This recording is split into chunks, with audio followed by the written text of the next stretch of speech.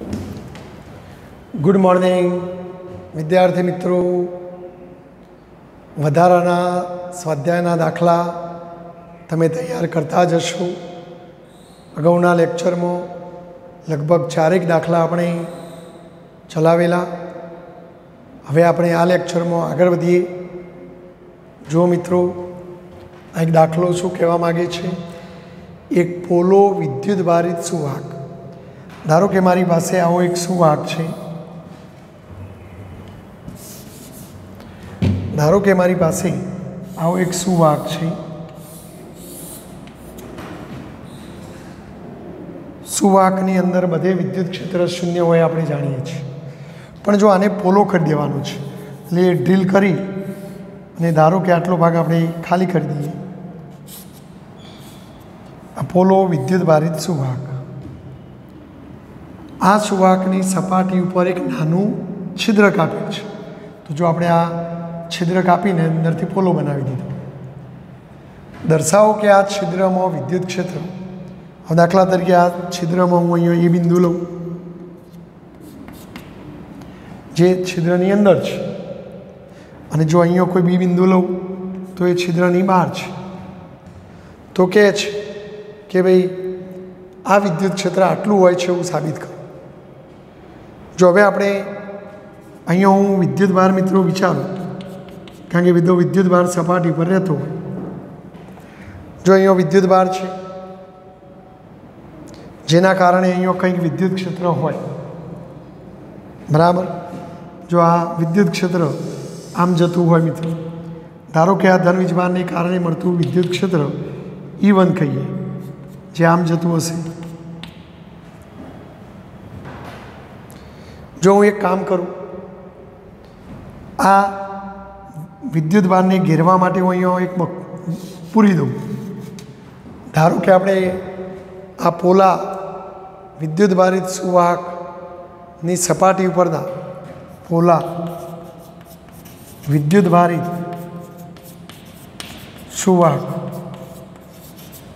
સુવાહકની સપાટી પરના છિદ્રની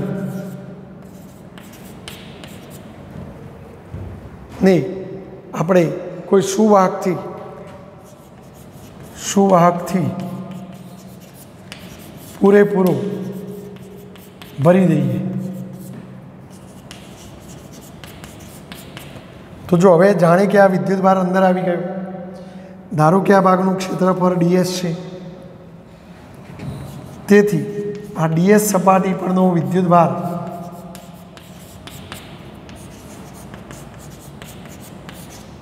Q બરાબર સિગ્મા ds, જ્યાં સિગ્મા એટલે પૃષ્ઠ ઘનતા, એકમ ક્ષેત્રફળમાં રહેલું વીજભાર, એકમ ક્ષેત્રફળમાં સિગ્મા, તો આ ds સપાટીમાં સિગ્મા ds।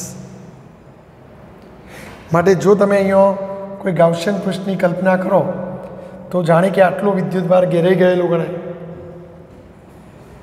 બરાબર। તેથી ગાઉસના નિયમ પ્રમાણે એ બિંદુ આગળ વિદ્યુત ક્ષેત્ર E1 હોય તો આપણે વિદ્યુત ક્ષેત્ર E ડોટ ds બરાબર ઘેરાયેલો વિદ્યુત ભાર ભાગ્યા એપ્સાઇલોન 0। જો અસંખ્ય ટુકડા કર્યા હોય તો સંકલન કરવું પડે, આપણે એક નાનો ટુકડો જ છે એટલે આપણે સંકલન વગર વાત કરીશું। ડોટ ગુણાકાર ના લખવો હોય તો EDS cos થીટા બરાબર Q upon એપ્સાઇલોન 0। ચલો આ વિદ્યુત ક્ષેત્રને આપણે E1 કીધું, ds cos ખૂણો 0। જો આ પૃષ્ઠને રજૂ કરતો ક્ષેત્રફળ સદિશ પૃષ્ઠને લંબામ હોય, બરાબર, અને આપણું વિદ્યુત ક્ષેત્ર E1 પણ એ દિશામાં, એટલે થીટા 0। બોલો એ ઘેરાયેલો વિદ્યુત ભાર કેટલો લેશો? સિગ્મા ds cos 0 1 થાય, ds જતા રહે, તો E1 બરાબર સિગ્મા અપોન એપ્સાઇલોન 0। દિશા કઈ? તો આ પૃષ્ઠને લંબરૂપે દોરી શકાય, તેથી E1 સદિશ બરાબર sigma upon epsilon 0 n caret. પરંતુ મિત્રો પરંતુ જો આને આપણે ધાતુથી પૂરી દઈએ, પરંતુ છિદ્રને ધાતુથી પૂરી દેતો અંદર વિદ્યુત ક્ષેત્ર શૂન્ય થવું જોઈએ.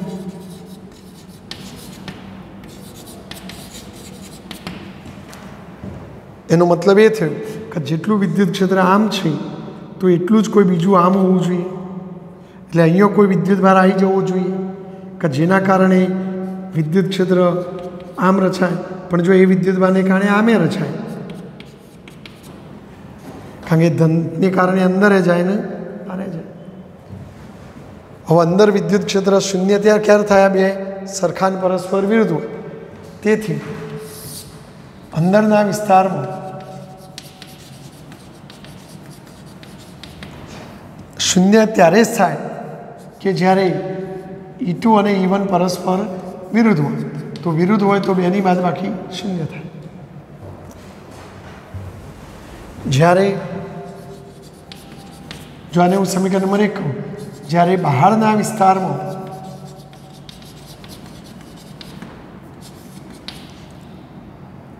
બે એક જ દિશામાં થાય તો E1 + E2 બરાબર 0.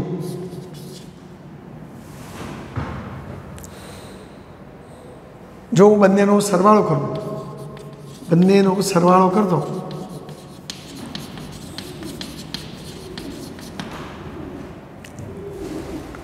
બરાબર.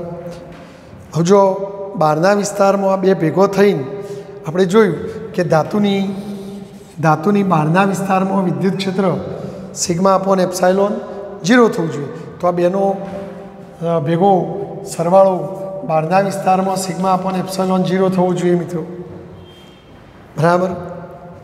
કારણ કે અંદર બે વિરોધ હોય તો 0 થાય, પણ બે બહાર તો બે એક જ દિશામાં છે, અને એક જ દિશામાં એટલે સરવાળો કરતો કંઈક જવાબ આવે તો એ 0 ના થાય.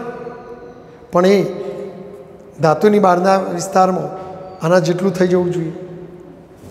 ચલો બંનેનો સરવાળો કરો આ બાજુ તો E1 + E1 2E1, E2 અને -E2 0 થાય. અહીં 0 વત્તા એટલું એટલે σ/ε 0. આ બગડાને ત્યાં લઈ જાઓ તો E1 બરાબર σ/2ε 0.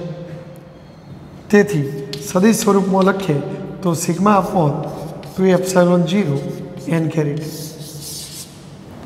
તો આમ બહારના વિસ્તારમાં કુલ વિદ્યુત ક્ષેત્ર σ/2ε 0 થાય, બરાબર છે. તો આ રીતે તમે જવાબ આપી શકો. એટલે આપણે જો એક જ મિનિટ આપણે મિસગાઈડ ના થઈએ એટલે શરૂઆતમાં અહીંયા એ જ રાખીએ આપણે, બરાબર છે. બહારના એટલે કે બધું ભેગું થઈને બહારના વિસ્તારમાં વિદ્યુત ક્ષેત્ર આટલું થવું જોઈએ, પણ બહારના વિસ્તારમાં બે ભેગા થઈને આટલું થવું જોઈએ, અંદરના વિસ્તારમાં બે ભેગા થઈને 0 થવું જોઈએ, બરાબર છે. એટલે આ રીતે આપણે ગણીશું. તો આ એક થોડો અટપટો દાખલો છે મિત્રો, બરાબર. તો લખી દેજો સ્ક્રીનશોટ લઈને. જો મિત્રો ગાઉસના નિયમનો ઉપયોગ કર્યા સિવાય વિદ્યુત ભારની સમાન રેખીય ઘનતા લેમડા ધરાવતા લાંબા પાતળા તારને લીધે આપણી પાસે આવો એક લાંબો પાતળો તાર છે અને એના ઉપર વિદ્યુત ભારની રેખીય ઘનતા લેમડા છે. તો આવા તારને લીધે ઉદ્ભવતા વિદ્યુત ક્ષેત્રનું સૂત્ર. આમ તો આપણે ગાઉસના નિયમનો ઉપયોગ કરીને તારથી આર અંતરે વિદ્યુત ક્ષેત્રનું સૂત્ર સાબિત કરીશું. યાદ કરો, E બરાબર 2k લેમડા અપોન r. જો r એટલે તારથી અંતર અને લેમડા એટલે રેખીય ઘનતા. અનંત લંબાઈના તાર માટે આ સૂત્ર સાબિત કરીશ. પણ આજે આપણે આ જ સૂત્ર મેળવવાનું છે, પણ એમાં ગાઉસના નિયમનો ઉપયોગ કર્યા સિવાય કહીશ. એટલે આપણે ગાઉસના નિયમથી ગણવાનું નથી અને તો આ જવાબ લાવવાનો છે. તો જોઈએ મિત્રો, જો લાવીએ, જો આપણી પાસે રેખીય ઘનતા લેમડા ધરાવતો લોબો પાતળો તાર, જો લોબો તાર છે, પણ હું ચિત્રમાં થોડો ટૂંકો દોરીશ, પણ સમજી લેજો આ બાજુ લોબો છે, આ બાજુ પણ લોબો છે. ધારો કે આ તાર એક્સ અક્ષ ઉપર ગોઠવેલું છે અને રેખીય ઘનતા લેમડા એટલે એના ઉપર વિદ્યુત ભાર પણ રહેલો છે. અહીં લેમડા એટલે એકમ લંબાઈ દીઠ વિદ્યુત ભાર, જેને આપણે રેખીય ઘનતા કહીએ છીએ. તો હવે આવા તારને લીધે ઉદ્ભવતું વિદ્યુત ક્ષેત્ર, ધારો કે આપણે આ તારથી અમુક અંતરે, ધારો કે આ અંતરને હું વાય કહું, કારણ કે આ એક્સ અક્ષ તો આ વાય અક્ષ, તો તારથી વાય અંતરે આવેલા, તારથી વાય અંતરે આવેલા પી બિંદુએ, ધારો કે અહીંયા બિંદુનું નામ આપીએ પી, પી બિંદુએ વિદ્યુત ક્ષેત્ર શોધવું છે.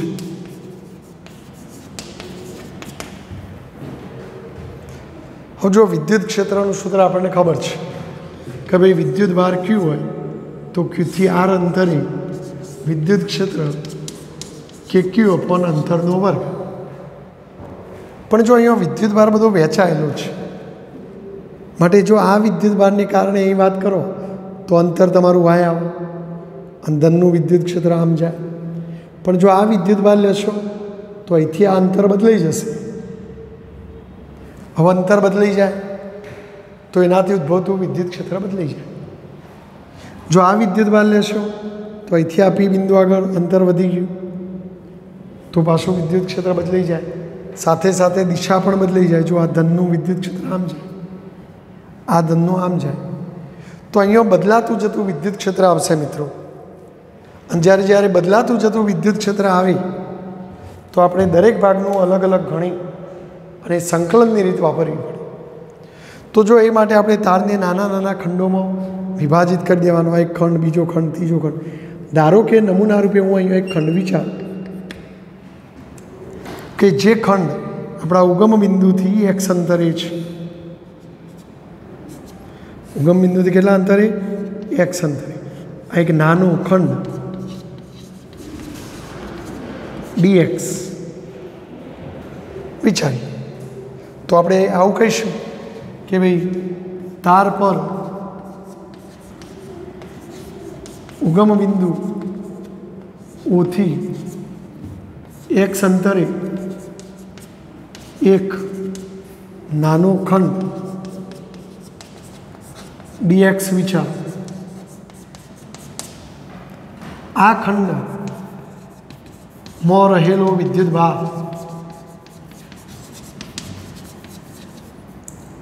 હવે જો આ નાનો ખંડ છે તો નાના ખંડમાં રહેલો વિદ્યુત ભાર નાનો હોય તો ડીક્યુ કહીએ. તો ડીક્યુ બરાબર શું થશે મિત્રો? તો જો રેખીય ઘનતાનો મતલબ શું? એકમ લંબાઈ દીઠ વિદ્યુત ભાર. તો એકમ લંબાઈમાં લેમડા, તો ડીએક્સ લંબાઈમાં કેટલું? તો કેટલો આવે? Lambda D X. તો આ વિદ્યુત ભાર લેમડા ડીએક્સ. તો આ નાના ખંડમાં રહેલો વીજભાર રાખજો. ચલો હવે નાના ખંડથી પી બિંદુનું અંતર, તો જો અહીંથી આ પી બિંદુનું અંતર કંઈક હશે, ધારો કે અંતર આર છે, તો આ ડીએક્સથી પીનું અંતર આર હોય તો, અથવા આ ડીક્યુ વિદ્યુત ભારથી, કારણ કે આ ખંડમાં રહેલું વીજભાર ડીક્યુ છે, તો આ ડીક્યુથી આપણા પી બિંદુનું અંતર આર હોય તો આ ડીક્યુને કારણે પી આગળ વિદ્યુત ક્ષેત્ર, હવે જો નાના વિદ્યુત ભારથી જે મળે એ નાનું હોય, ડીઈ હોય તો જો આપણે ઈની જગ્યાએ ડી લખીશું, કે ક્યુની જગ્યાએ ડીક્યુ લખીશું અને અંતરનો વર્ગ, તો ડીઈ બરાબર કે ડીક્યુ અપોન આર સ્ક્વેર. જો ડીક્યુની કિંમત મૂકી દો, ડીક્યુની કિંમત lambda D X upon R square. બોલો મિત્રો, બરાબર છે? જો ફરી એકવાર, અહીં દરેક વિદ્યુત ભારથી પી બિંદુનું અંતર જુદું જુદું છે, માટે ઈ બદલાતું જતું આવે એટલે આપણે નાના નાના ખંડ પાડવા પડે. નમૂના રૂપે આવો એક ખંડ સ્વીકારવાનો, એ નાના ખંડનો વીજભાર ડીક્યુ પહેલાં શોધી કાઢો. એ નાના ખંડથી પી બિંદુનું અંતર આર છે, તો આર અંતરે વિદ્યુત ક્ષેત્ર આટલું આવે. પણ જો એ ડીની દિશા, તો જો આ ધન વીજભાર છે તો ધનનું વિદ્યુત ક્ષેત્ર ધનમાંથી નીકળીને આમ જતું હોય, તો આ વિદ્યુત ક્ષેત્ર ડી આ દિશામાં જશે, જે આપણી વાયક સાથે કંઈક ખૂણો બનાવે છે થીટા. જો એ થીટા બધા આ થીટા જ થાય. આ ડીની દિશા વાય અક્ષ સાથે થીટા ખૂણે છે.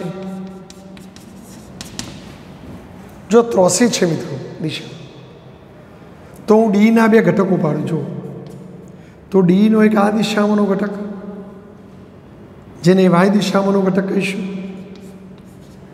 ડીનો વાય ઘટક. તેથી ડીના બે ઘટકો પાડતો, તો જો આ વાય દિશામાંનો ઘટક ડી વાય, પણ જો એ ખૂણાની કઈ બાજુ મિત્રો? પાસેની. અને પાસેની બાજુ એટલે કોસ આવે, તો કોસ થીટા બરાબર પાસેની બાજુ ભાગ્યા કર્ણ એટલે ડી. આ ડીને ત્યાં લઈ જાઓ તો ડી વાય બરાબર શું થવાનું? ડી કોસ થીટા થવાનું મિત્રો. અને એટલે જો આ જે ઘટક આવ્યો એ ડી વાય, જ્યારે આપણો એક્સ અક્ષની દિશામાંનો ઘટક લઈએ તો જોઈએ આ આવવાનો, જેને આપણે કહીશું ડીનો એક્સ ઘટક અને ડીનો એક્સ ઘટક. પણ જો આ થીટા, તો આ થીટાની સામેની બાજુ, અને સામેની એટલે સાઈન લખાય, ડી સાઈન થીટા મળશે. પણ જો આ દિશામાં છે એટલે આપણે માઇનસ લખીશું, માઇનસ ડી સાઈન થીટા. હવે જો મિત્રો આ તો એક ખંડને કારણે જવાબો આવ્યા. જોજો મારી વાત સમજજો કે આ તાર હોય, તમે આ ખંડને કારણે જવાબ શોધો તો એના બે ઘટકો પડ્યા, એક આ ડી વાય અને આ ડી એક્સ. પણ જો આવો જ ખંડ આ બાજુ પણ મળવાનો કે નહીં? જો આ વિદ્યુત ભાર તમે લઈને ચર્ચા કરો તો જો એનું વિદ્યુત ક્ષેત્ર આમ જતું હોય તો પછી એ ડીના તમે બે ઘટકો પાડો, તો એક આ ઘટક મળવાનો ડી એક્સ અને એક આ ઘટક મળવાનો ડી વાય. તો આ ખંડનો ડી એક્સ આમ આવ્યો, આ ખંડનો ડી એક્સ આમ આવ્યો, તો એ બે ઉડી જવાના. એ રીતે આ ખંડનો ડી વાય આમ હતો અને પેલાનો આમ હતો, તો એ તો બે એક જ દિશામાં, તો સરવાળો થાય. જો તમે આ ખંડ લેશો તો એના તમે ઘટકો પાડશો, તો એવો આ ખંડ લેશો તો એના તમે ઘટકો પાડશો, તો ડી એક્સ ઉડી જવાના, માત્ર ડી વાય રહેવાના. તો આમ આ ભાગના ઘટકોનો ડી વાય રહેવાનો, આ ભાગના ઘટકોનો ડી વાય રહેવાનો. એટલે જો હું અડધા તારથી ગણતરી કરું મિત્રો, તો અડધા તારથી જે મળે ડી વાય, તો આખા તારથી મળે 2dy આવો. એટલે આપણે આખા તારને કારણે પી બિંદુ આગળ ચુંબકીય ક્ષેત્ર શોધવું છે.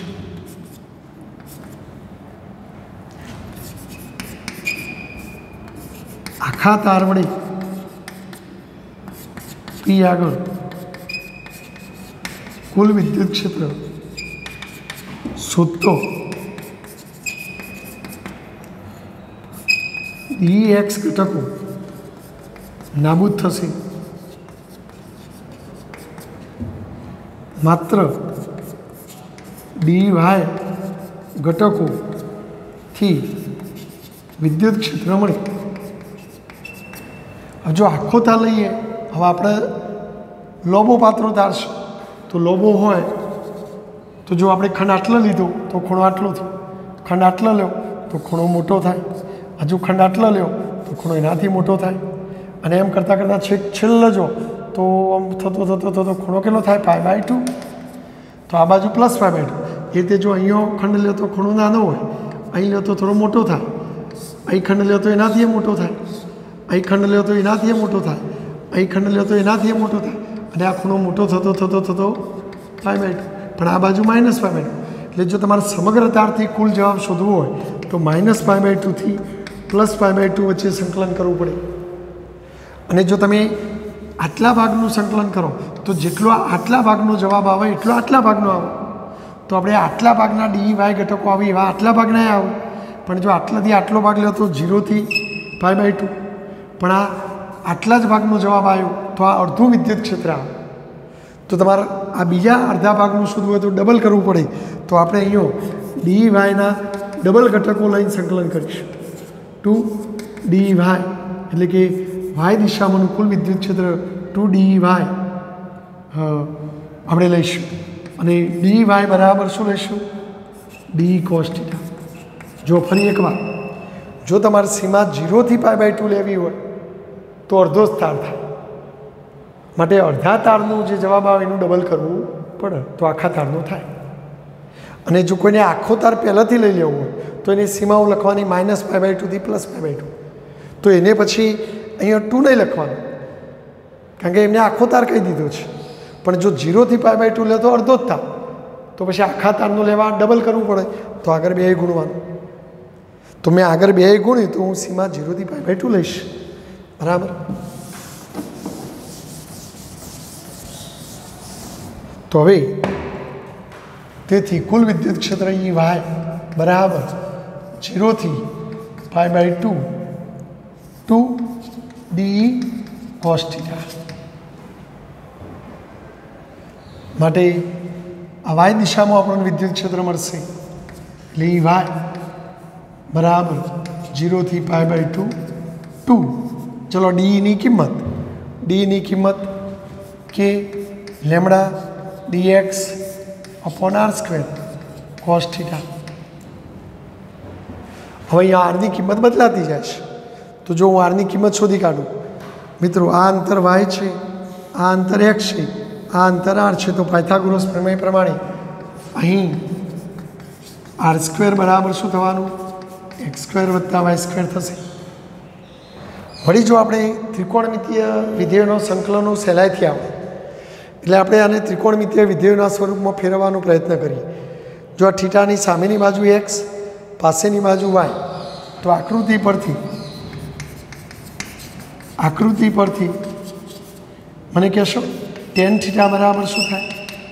તો tan θ એટલે સામેની બાજુ ભાગ્યા પાસેની બાજુ. y ને આ બાજુ લઈ દો તો x બરાબર શું થાય? y tan θ. માટે સંકલન કરો તો અથવા વિકલન કરો તો dx બરાબર y tan θ નું વિકલન sec² θ dθ આવું થાય. જો વાસ્તવમાં આનું મેં થીટા સાપેક્ષે વિકલન કરીશ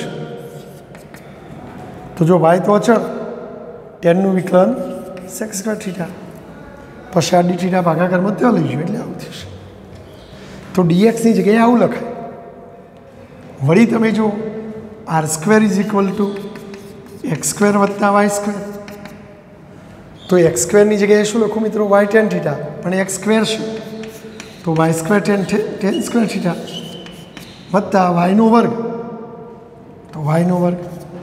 જો એ y² સામાન્ય નીકળો તો tan² θ + 1 થાય, અને tan² θ + 1 એટલે sec² θ. તો આમાં r² ની જગ્યાએ આવું લખાય. તો પછી વિદ્યુત ક્ષેત્ર બરાબર જે આપણને y દિશામાં મળશે, અથવા આપણે y દિશામાં મળતું કુલ વિદ્યુત ક્ષેત્ર કહીશું. તો E બરાબર જો ઇન્ટિગ્રેશન 0 થી π/2 2k લેમડા dx, અને dx ની જગ્યાએ y sec² θ dθ છેદમાં r², અને r² ની જગ્યાએ y² sec² θ, અને આ cos θ તો ખરું જ. માટે જો મિત્રો sec² θ ઉડી જવાનું, એક y ઉડી જવાનું, તો એક y વધશે. જો 2 બહાર લાવી દો, k બહાર લાવી દો, લેમડા બહાર લાવી દો, એક વાય વધ્યો બહાર લાવી દો, તો એ 0 થી π/2, તો એ માત્ર જો એ cos થીટા વધ્યું, d થીટા વધશે. જો ફરી એકવાર મિત્રો ડીના બે ઘટકો પાડ્યા, પણ આ dx ને dx સામસામે ઉડી જવાના, માટે માત્ર dy ઘટકોનું સંકલન કરવું પડે. તમને એમ કે 2 કેમ લખ્યું, તો મેં અડધા તારના dy ઘટકોનું સંકલન કરું તો અડધા તારનો જવાબ આવે. મારે આખા તારથી જવાબ લાવવો હોય તો -π/2 થી +π/2 વચ્ચે સંકલન કરવું પડે. પણ જો હું 0 થી π/2 વચ્ચે સંકલન કરીને જે જવાબ આવે એનું ડબલ કરી દઉં તો આ ડબલ પહેલાંથી કરી દઉં અને સંકલન 0 થી π/2 વચ્ચે કરું.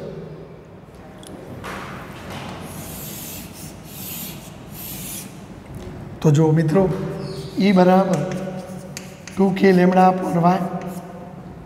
કોસનું સંકલન શું, તો કોસનું સંકલન સાઇન થીટા થાય. સીમાઓ 0 થી π/2 માટે જો 2k લેમડા અપોન વાય. ચલો પહેલાં ઉર્ધ્વ સીમા મૂકો સાઇન π/2, પછી અધર સીમા મૂકો અને સાઇન π/2 બંધ થાય તો 2k lambda upon Y 1 minus sine 0 0 થાય. તો આપણો જવાબ 2k લેમડા અપોન વાય આવે. જો કોઈ વિદ્યાર્થી કેની કિંમત મૂકો તો 2k એટલે 1/4πε0 આ લેમડા અને આ વાય 2 દુ 4 તો લેમડા અપોન 2πε0 વાય બરાબર છે. જો આપણે વાયના બદલે આર અંતર લખ્યું હોત તો અહીંયા આર આવત, તો આપણે પેલા ગાઉસના નિયમમાં આર અંતર હતું એટલે આર આવતું હતું. તો જો એ જ જવાબ આવી ગયો મિત્રો, તો આ રીતે આપણે તારવી શકીએ. સમજી ગયા તમે? બહુ લોબો દાખલો છે, બરાબર. ચલો સ્ક્રીનશોટ લઈ અને લખી દેજો મિત્રો, બરાબર છે. આ કુલ વિદ્યુત ક્ષેત્ર.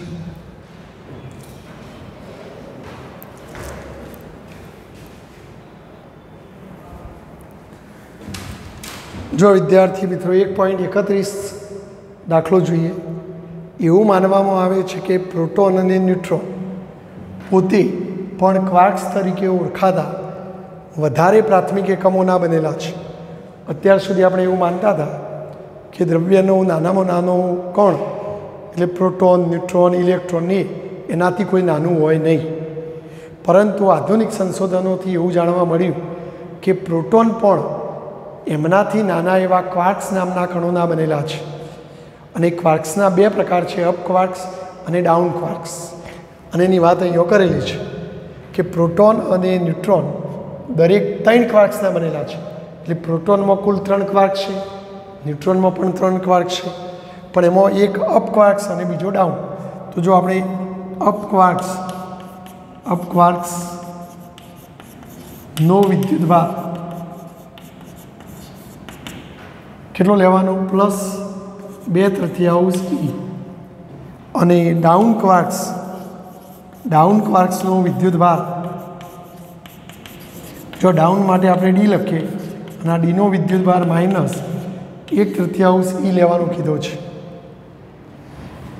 તમે પ્રોટોનનો વિદ્યુતભાર જાણો છો મિત્રો, પ્રોટોનનો વિદ્યુતભાર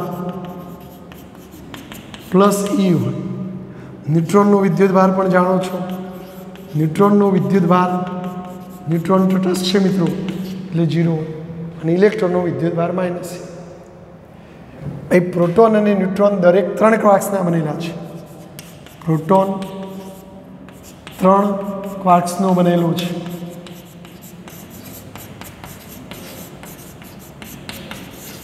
પણ એ 3 ક્વાર્ક્સમાં શક્ય બંધારણ એટલે કે ભાઈ એ 3માં અપ કેટલા હશે અને ડાઉન કેટલા હશે. શું 3 અપ હશે, શું 3 ડાઉન હશે, કે 1 અપ અને 2 ડાઉન હશે, કે 2 અપ ને 1 ડાઉન હશે. તો એ બંધારણ તમારે નક્કી કરવાનું છે. તો આપણને ખબર નથી એટલે આપણે ધારીને જ વાત કરીશું કે ભાઈ ચલો પહેલાં પ્રોટોનની વાત કરીએ. ધારો કે પ્રોટોનમાં x જેટલા અપ ક્વાર્ક્સ અને હવે જો કુલ 3 છે પણ એમાં એક્સ જેટલા અપક્વાર્ક્સ તો બાકી કેટલા વધ્યા 3 માઇનસ એક્સ અને 3 માઇનસ એક્સ જેટલા ડાઉન ક્વાર્ક્સ આવેલા છે. તો પછી મિત્રો પ્રોટોનનો વિદ્યુતભાર કેટલો થાય? તો જો પ્રોટોનનો વિદ્યુતભાર બરાબર અપક્વાર્ક્સનો વિદ્યુતભાર, અપક્વાર્ક્સનો વિદ્યુતભાર વત્તા ડાઉન ક્વાર્ક્સનો વિદ્યુતભાર. હવે અપક્વાર્ક્સની સંખ્યા કેટલી મિત્રો? એક્સ જેટલા અપક્વાર્ક્સ, પણ એક અપક્વાર્કનો વિદ્યુતભાર યુ, એક અપક્વાર્ક્સનો વિદ્યુતભાર યુ, તો એક્સ જેટલા અપક્વાર્ક્સનો વિદ્યુતભાર કેટલો? તો એક્સ યુ. ચલો વત્તા ડાઉન ક્વાર્ક્સનો વિદ્યુતભાર, તો 3 માઇનસ એક્સ જેટલા ડાઉન ક્વાર્ક્સ, તો એક ડાઉન ક્વાર્ક્સનો વિદ્યુતભાર ડી, તો 3 માઇનસ એક્સ ડાઉન ક્વાર્ક્સનો વિદ્યુતભાર કેટલો? તો શું થવાનું? 3 માઇનસ એક્સ ડી. પણ પ્રોટોનનો વિદ્યુતભાર તો પ્લસ ઈ થાય મિત્રો, તો આ બેનું ટોટલ મારો એટલે ઈ થવું જોઈએ. જો હવે આપણે થોડું સાદું રૂપ આપીએ, એક્સ યુ વત્તા કૌંસ છોડી દો 3D માઇનસ એક્સ ડી. જો કિંમતો મૂકીએ આપણે, બોલો યુની કિંમત કેટલી મિત્રો? 2/3. તો જો યુની કિંમત 2/3 અંદરની કિંમત છે 3, ડીની કિંમત -1/3 માઇનસ એક્સ, ડીની કિંમત -1/3. માટે જો આ 2/3 એક્સી, 2/3 એક્સઈ. જો આ 3 જતા રહે પણ પ્લસ માઇનસ માઇનસ માઇનસ ઈ. અહીં જો માઇનસ માઇનસ પ્લસ 1/3 એક્સી. હવે 2/3 એક્સી વત્તા 1/3 એક્સી એટલે 3/3 એક્સી. 3 જતા રહે તો ઈ બરાબર એક્સી માઇનસ ઈ. ચલો માઇનસ ઈને આ બાદ લાવો તો પ્લસ ઈ, તો 2e બરાબર એક્સી. ઈ જતો તો એક્સ બરાબર 2, અને એક્સ એટલે અપક્વાર્ક્સ, તો અપક્વાર્ક્સની સંખ્યા 2, તો આ અપક્વાર્ક્સ આવ્યા. તેથી ડાઉન ક્વાર્ક્સ બરાબર 3 માઇનસ એક્સ, યાની કે 3 માઇનસ 2 એટલે 1. તો આમ પ્રોટોનમાં 2 અપ અને 1 ડાઉન ક્વાર્ક્સ આવેલ હશે. તેથી તેનું બંધારણ બરાબર 2 અપ એટલે યુ અને 1 ડાઉન એટલે યુડી. તો પ્રોટોનનું બંધારણ આ રીતે લખાય. ચલો સ્ક્રીનશોટ લઈ લો મિત્રો, બરાબર છે. તો આ પ્રોટોનની વાત. ચલો હવે રીતે ન્યુટ્રોનની વાત કરીએ. તો ન્યુટ્રોન માટે પણ આવું કંઈક ધારી લઈએ કે ભાઈ ચલો ન્યુટ્રોન, ચલો સ્ક્રીનશોટ લઈ લીધો. ચલો ફરી ન્યુટ્રોન 3 ક્વાર્ક્સનો બનેલો છે. ધારો કે ન્યુટ્રોનમાં વાય જેટલા અપ અને 3 માઇનસ વાય જેટલા ડાઉન ક્વાર્ક્સ રહેલા છે, બરાબર. તો જો હવે મિત્રો શું થવાનું? ન્યુટ્રોનનો વિદ્યુતભાર, તો અહીં ન્યુટ્રોનનો વિદ્યુતભાર બરાબર અપક્વાર્ક્સનો. તો જો વાય જેટલા અપક્વાર્ક્સ એટલે એક અપક્વાર્ક્સનું યુ, તો વાય જેટલા અપક્વાર્ક્સનો વાય યુ વત્તા 1 ડાઉન ક્વાર્ક્સનો ડી, તો 3 માઇનસ 1 વાય ડાઉન ક્વાર્ક્સનો 3 માઇનસ વાય ડી. પણ ન્યુટ્રોનનો વિદ્યુતભાર તો 0, તો વાય યુ કૌંસ છોડી દો 3D માઇનસ 3y. ચલો 0 વાય યુની કિંમત 2/3,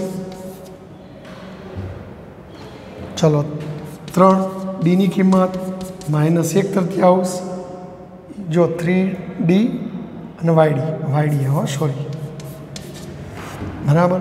તો અહીંયા વાય અને ડીની કિંમત -1/3, બરાબર છે. ખ્યાલ આવી ગયો મિત્રો?